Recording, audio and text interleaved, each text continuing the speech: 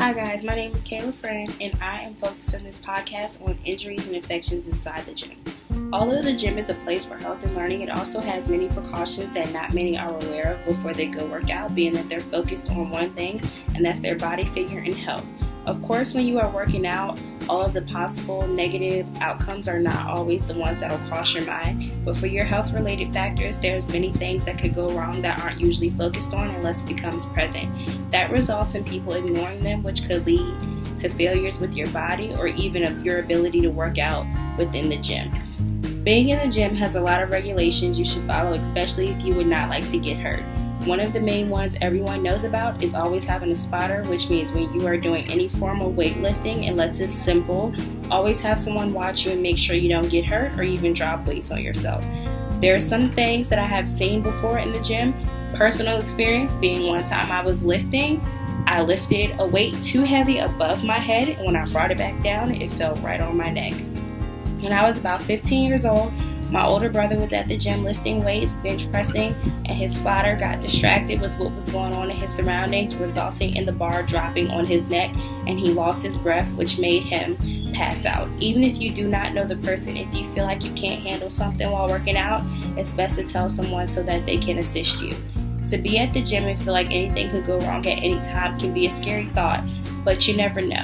That's not something you would really want to think about, but being cautious will definitely help your life. You have unqualified trainers, risk factors, equipment malfunction, improper exercise techniques and selections, falling, sprains, and strains. Those are the most common ones when it comes to injuries, but the most common factor that affects you inside the gym are infections.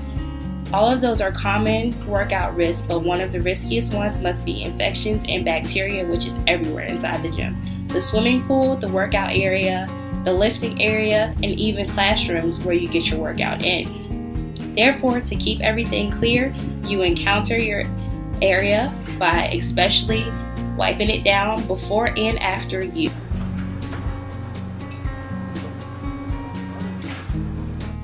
To avoid an illness that you may not want to get, you also, if you see someone misplace an object and not put it back where it belongs, wipe it off before you put it back.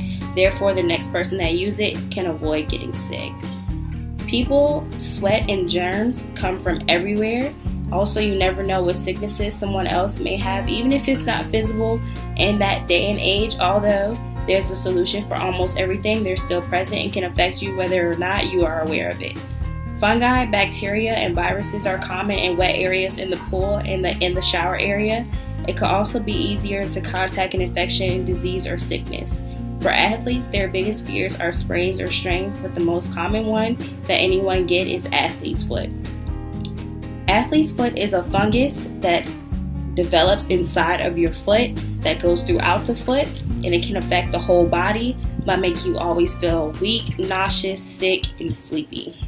It goes away, but of course you have to go through a health process that'll make it go away. While working out, another experience I've had is something that was above my tolerance. I tried to lift a weight that I wasn't quite sure that I could do, and I ended up overstraining my body, which led to me being very weak, and I sprained my arm. In my hometown, I caught mono before from drinking out of a water fountain at a facility. Basically, the biggest problem with water fountains are people often put their mouth on it without cleaning it, but that doesn't quite always affect it. It's mostly the risk of people breathing or touching it if they do have a sickness.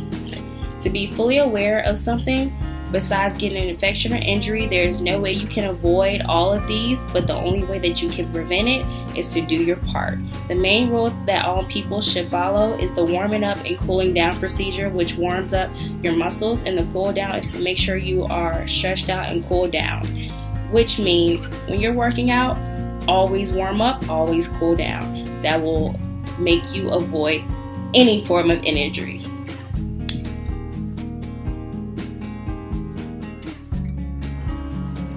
Hi, I'm Stephanie Solterman, and I'm a manager here at the JC.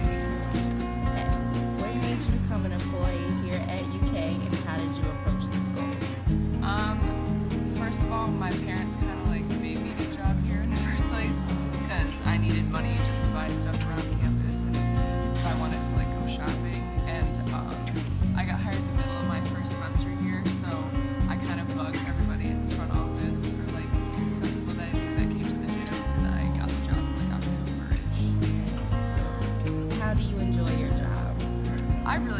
job. I've been here for 2 years, like I said, so I know a lot of people that come in and out. It's like a bunch of group of friends. Are you a part-time or full-time student? If so, are your classes related to your job? I'm a full-time student, and I'm a kinesiology major, so I guess it kind of relates, because kinesiology is like exercise science. Before you made the commitment, how did they educate you on the risks you may face as working in this job? There's not many too high, like, big risks here, because I pretty much sit behind the desk and just walk around upstairs, but, they did, like, I have CPR certification and all that kind of stuff, so if anything did go bad, I need to do. Do you and or your team participate in the work of cleanliness? If so, how? Yes, everybody that goes upstairs and downstairs has a cleaning checklist that they have to do, so it's just wiping down benches or cardio equipment, keep behind the desk clean. We also have janitors around here that keep everything else clean as well. How clear is your understanding on infection control inside the gym? Not super clear. I mean, we do clean stuff up and we have wipes everywhere, so if somebody uses the machine, they're supposed to wipe it down if it's all sweaty and gross. So.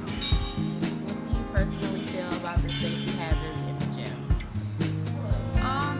There are a few safety hazards. Some people go crazy on the weight racks and they don't put clips on it so they can fall over and severely hurt themselves, or put too much weight on it. They make people like not go well at all. But other than that, I don't think there's that many high risks. Have you seen students or adults injure themselves inside the gym? I've seen a few people like roll their ankles on the basketball courts or drop dumbbells on their fingers, but other than that, not really. Okay, thank you.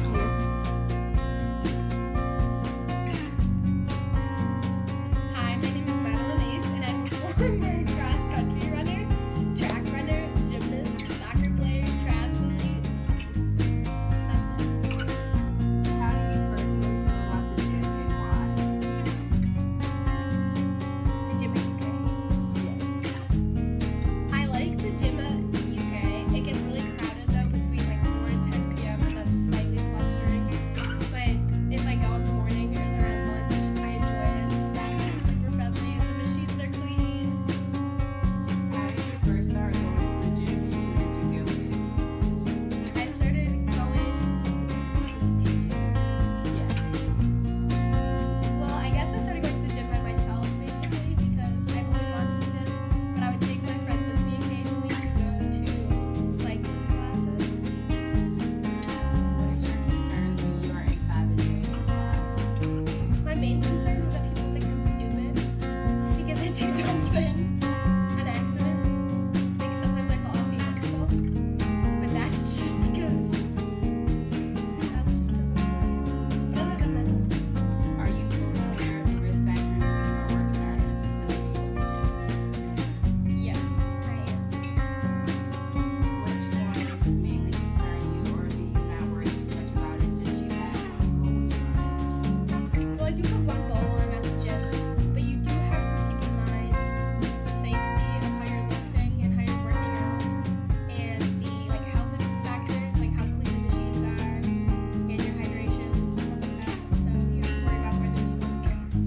Previously, now, has anyone ever brought the risk to your attention, and what did they say about it? Yeah, not so much at UK, but I've always been like aware of the health and safety concerns of lifting and being at the gym and stuff like that. Is this your first time hearing about infections and injuries in the gym that you physically encountered? No, this is not the first time that I've heard about the infection.